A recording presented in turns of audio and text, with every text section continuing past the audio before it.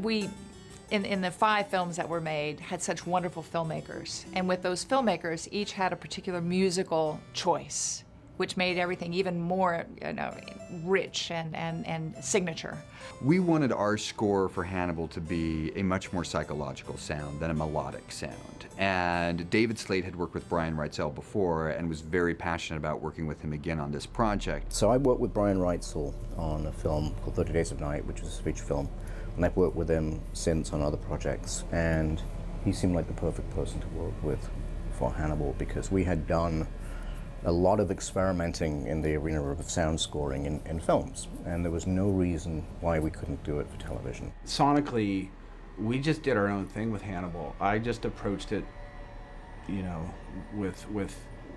with what I thought it should sound like. And when I sat down with Brian to talk about what was the soundscape that we were going to be creating for this show and how it needed to be signature, we talked a lot about tone as opposed to melody. We wanted it to be very psychological.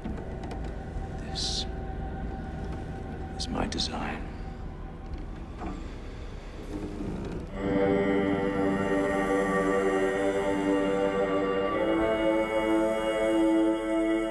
David and I aren't big fans of typical sound effects and sound design, so most of that stuff was done with the music. We are scoring the underlying horror. The sound is often based on an idea. It's very subjective. There's a very tonal and atonal underscoring. In a music spotting session where I sat down with the composer, in this case Brian Reitzell, we would have very unexpected conversations about music, where I would say, in this scene, I want the feeling as though Will Graham is in a bathtub and the water is just the back of his ears and we hear a simmering sound, so we were inside his body and not necessarily external. We wanted all the sounds to have an internal quality. Brian Fuller had mentioned several times that he wanted to be cocooned by the music. And when we were working on the score, the music is like the wallpaper. I mean, it's part of the room. It's in the air. It's the atmosphere. It is a thing. And we are going to go from one room into another room. The music is going to go right there with you. It's going to change and evolve with you. I like the music to feel alive.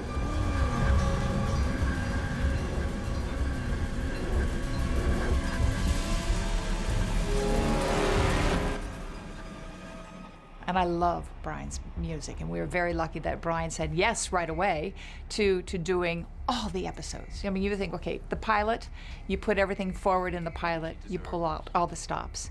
But he wanted to do everything. And besides doing the music, he also wanted to incorporate and be part of the sound. The general process of television spotting is very different as a result. Usually spotting on TV is, you go in and say, oh, we could do with a bit of music here, we could do with this here, and we could do with that here. Well, with Brian, the area of sound design, which is usually a different department, and music, which is usually a different department, and even sometimes music supervision, which is another different. It's all Brian's kind of doing it all. We do have sound designers who do specific bits of sound design for us, but generally that gets worked into the music and all happens in the sound mix. And I don't like to read the script. I want to be sort of surprised a little bit and get that gut reaction. That's what I like about horror music, because horror music is unnerving, and the music is meant to sort of scare you and it's meant to make you feel the suspense and the darkness and the grief and all that stuff that's in the air. And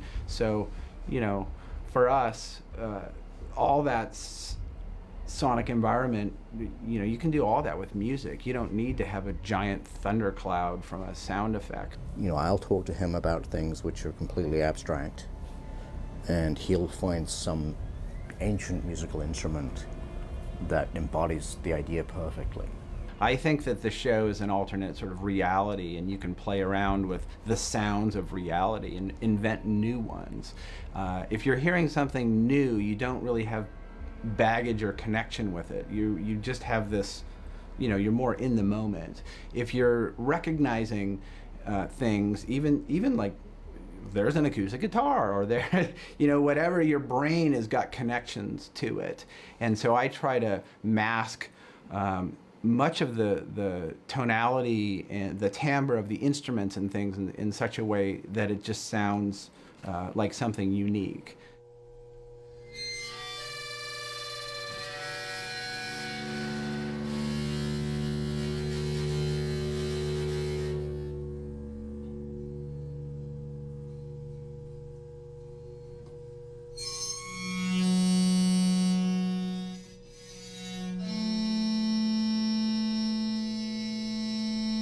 So Brian is also a storyteller, as any composer is.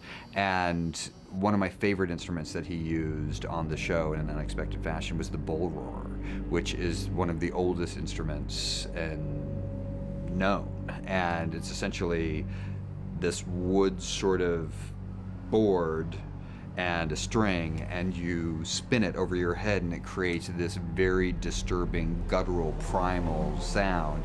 And he used that to score the stag and the man stag in the season finale. You catch these killers by getting into their heads, but you also allow them.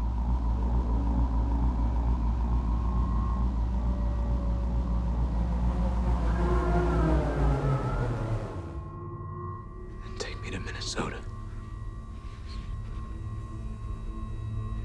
I want to see where Abigail died. With Will, he's gradually kind of losing his mind. He's losing his sense of reality. By the last episode, once he wakes up from his nightmare, he's still in it. So musically, you'll see the arc of the season gets more and more surround. So if you're listening to your Blu-ray especially, you'll get a lot of dimension, and as the arc of the show gets from the first episode to the last, it's literally spinning out of control in the last episode. Literally, you're in this vortex. We recorded in a quadraphonic way with a thing called a bull roar, and I spun it around, and you know, so when you're watching it, that instrument is literally spinning around your head. It's fun. It's a lot of hard work from Brian Reitzel, a lot of hard work from people working in the sound mix. It is also, you know, it's defining our show in the way it is very different in almost every area. But it could easily just, you know, become too much, or it could be rote. But Brian's none of that. And so we're very lucky that he's also a wonderful composer. At the end of the first episode, a wonderful scene with Will and Hannibal over the bed of Abigail Hobbs, and a beautiful song, which really is then the theme song, almost, not that we have a theme song for Hannibal, but it's those themes that are played and woven in and out, which is always integral in any show or any film. And we are just pushing the envelope as far as we possibly can with Hannibal, because there are such great opportunities to do music that you feel rather than hear. And that's the goal. Again, it's part of the making a little horror movie every week. I really like for each thing to have its own sound, and sometimes it's very little, very minimal. You know, it could be just one instrument that you hear. It's a fine line between indie. You know, you do that, you never want it to sound indie. Even if you're working on an indie movie, I hate when it sounds like, you know, the Sundance Channel or something. Nothing against the Sundance Channel. I like the Sundance Channel, but the you know, sort of plaintive acoustic guitar or whatever it is it's not very elegant. I think it's important to be elegant and to do stuff that will be timeless and always be cool.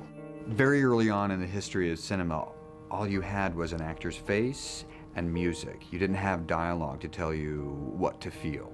And we're very much along those lines of the value of film and music as a partnership that tells us what a story is, and even with the absence of music, it can tell you how to feel. So music is something that is always going to be a part of cinema for me. I've been collecting soundtracks since I was 5.